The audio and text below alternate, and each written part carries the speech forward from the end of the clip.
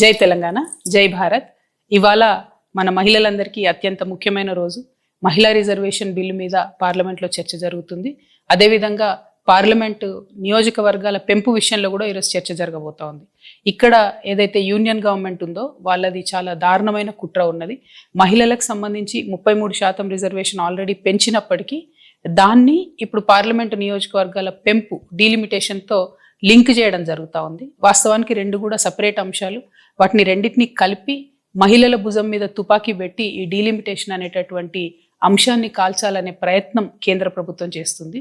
అయితే కేంద్రం ఇప్పుడు ఏం చెప్తుందంటే అన్ని రాష్ట్రాల్లో కూడా 50% బ్లాంకెట్గా పెంచుతాము, దానివల్ల మీకు నష్టం జరగదని చెప్తుంది. చూడ్డానికి ఉపరితలం మీద మాత్రం కరెక్ట్ అనిపిస్తుంది ఆర్గ్యుమెంట్.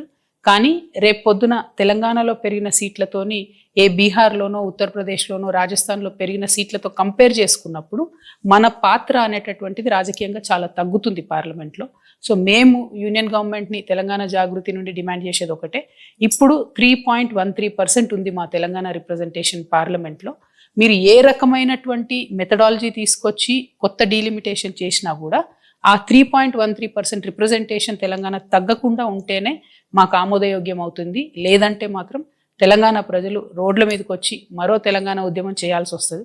ఎందుకంటే ఇప్పటికే కేంద్రం నుంచి మాకు రావాల్సిన ఏ నిధులు కూడా రావడం లేదు, ఏ ప్రత్యేక ప్రాజెక్టులు రావడం లేదు, ఏ నీటి ప్రాజెక్టులకు ప్రత్యేక హోదా రావడం లేదు.